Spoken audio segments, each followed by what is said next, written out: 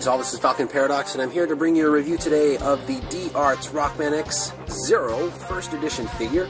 This is the second figure in the line of D-Arts, featuring X's best buddy, Zero. Here he is in all of his glory, and glorious he is, but with some shortcomings. If you watched my X review already, you'd know that I'm a huge fan of just how the joints were and everything like this, and this time I have a few complaints. All the general articulation is here. The legs are the exact same, boots, same articulation. I couldn't help notice, but I think the legs are a little bit looser. That might just be mine, and it probably is just something small.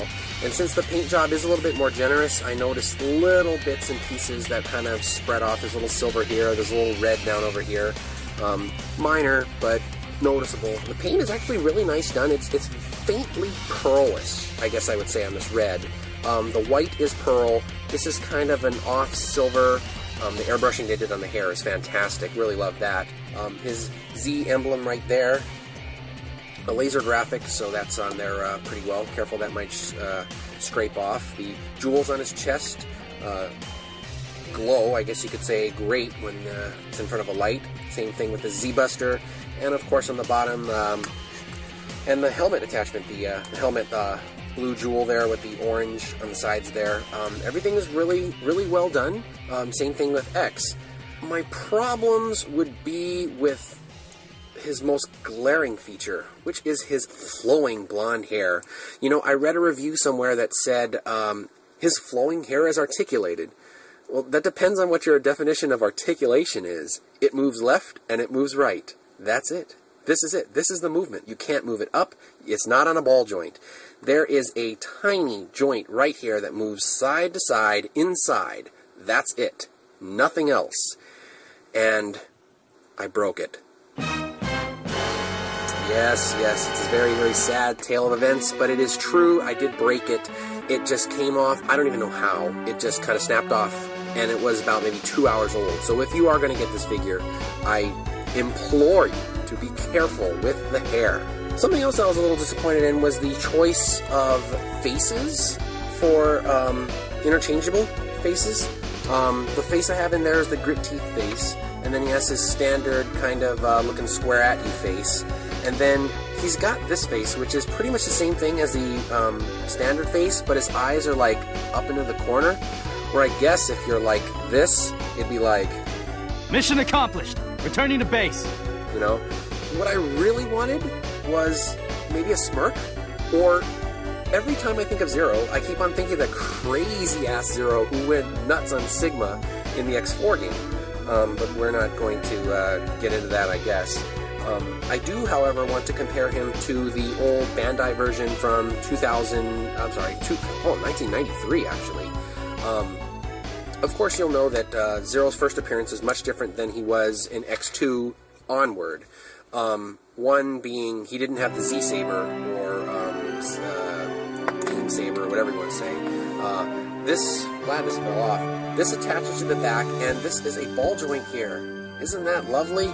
So you can get him in all kinds of poses. You can get his hair blowing in the wind, or falling off, or kind of jumping, I guess. You can get him doing all this, but this Zero, no matter what happens, his hair is forever posed downward. It sucks. So, of course, his only accessory as far as weapons would go would be his Z-Buster with the additional thing to put on to hold the charge shot, which is here.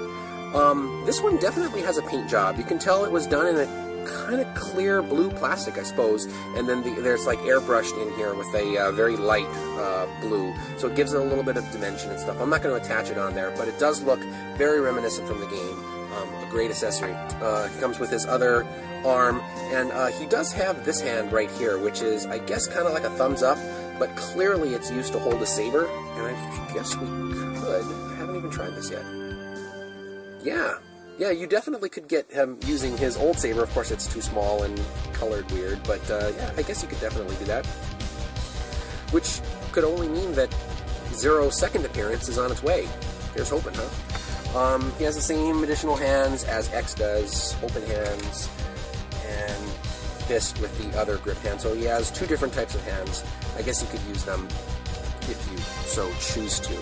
But my overall view of this was that the figure's a little disappointing. Number one thing being the hair. And then the same issue I had with X plagues this figure, which is the articulation up in the upper torso here is a little hindered.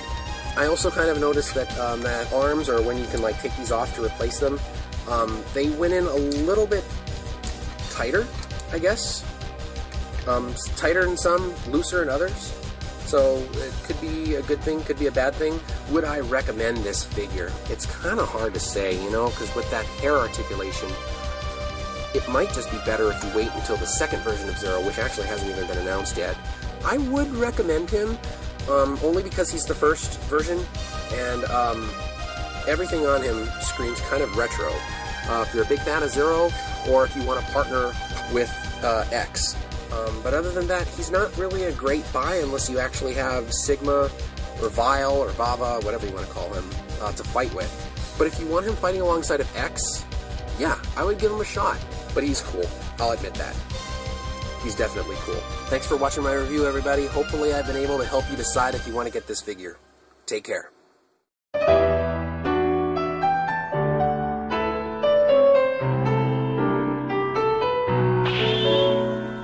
That's it, huh?